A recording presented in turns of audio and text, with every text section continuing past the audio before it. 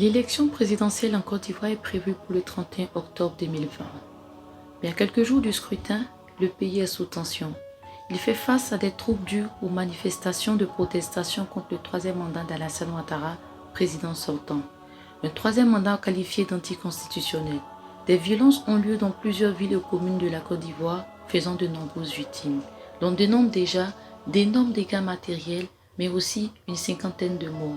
Une situation qui perturbe la population, qui redoute de revivre une seconde crise post-électorale comme celle qu'elle a connue en 2010. Une crise qui aura causé plus de 3000 morts.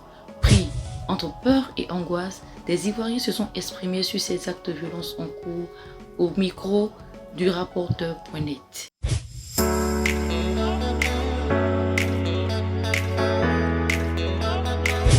En tout cas, ça fait vraiment mal de voir nos frères s'entretuer sur une situation.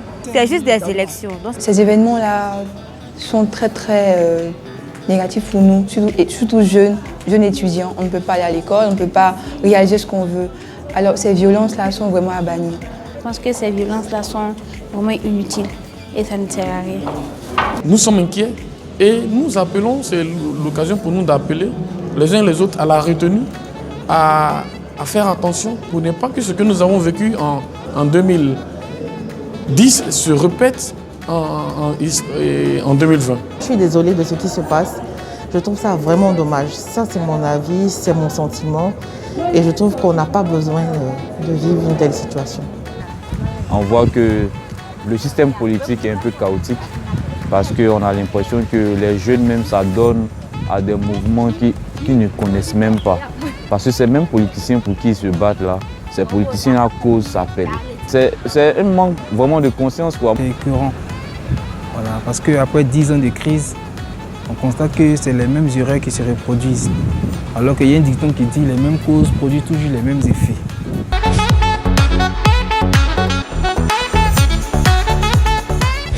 Il suffit simplement d'ouvrir le jeu politique. Il suffit simplement de faire preuve de transparence. Il suffit simplement de faire preuve de justice, de s'améliorer pour faire preuve de justice.